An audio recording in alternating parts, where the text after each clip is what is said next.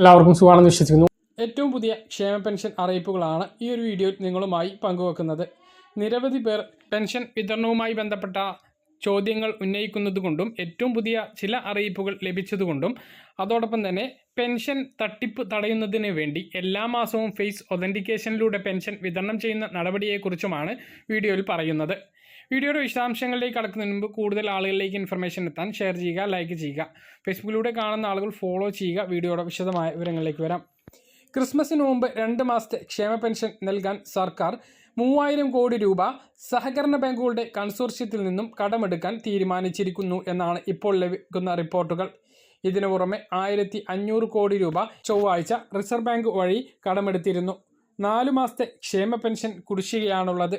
6400 രൂപയാണ് ഓരോ ക്ഷേമ പെൻഷൻ ഗുണഭോക്താക്കളിനും ലഭിക്കാനുള്ളത്. ക്ഷേമ പെൻഷൻ നൽകുന്നതിനായി മദ്യം, പെട്രോൾ, ഡീസൽ സെസ് ഏർപ്പെടുത്തിയ വഴി ഖജനാവിലേക്ക് ലഭിച്ചത് 1721.16 കോടി രൂപയാണ് എന്ന് ധനമന്ത്രി വ്യക്തമാക്കിയിരുന്നു.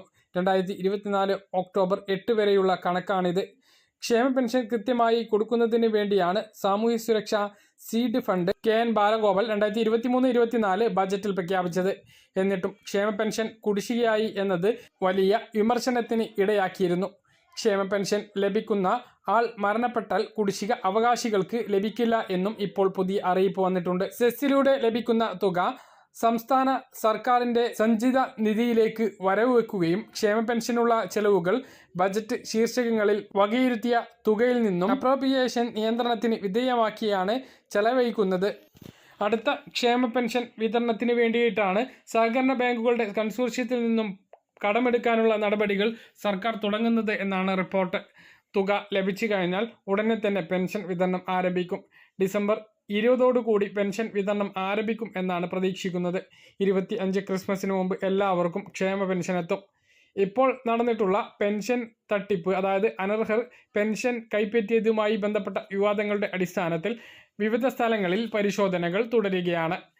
ഇനി തട്ടിപ്പുകൾ തടയുന്നതിന് വേണ്ടി മസ്റ്ററിംഗ് നടപടികൾ കർശനമാക്കും. മോട്ടോർ വാഹന വകുപ്പുമായി ചേർന്നുകൊണ്ട് വാഹനം ഉള്ള ആളുകളെ കണ്ടെത്തുന്നതിനുള്ള നടപടികൾ സ്വീകരിക്കും.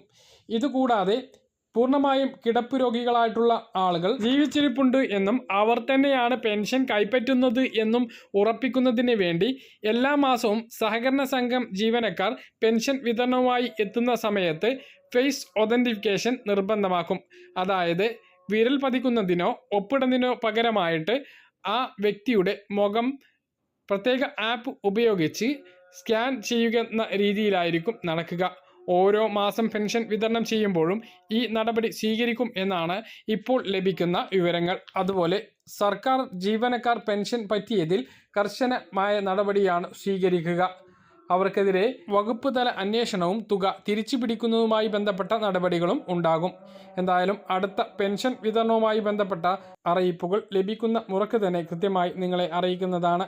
കൃത്യമായിട്ട് മനസ്സിലാണെന്ന് ഇതുപോലെ ഇൻഫർമേഷൻ ലഭിക്കാൻ ചാനൽ സബ്സ്ക്രൈബ് ചെയ്യുക, ബെൽ ഐക്കൺ എനേബിൾ ചെയ്ത് വെക്കുക. മറ്റൊരു വീഡിയോയുമായി നമുക്ക് വീണ്ടും കാണാം. ദൂരേക്കും ബൈ.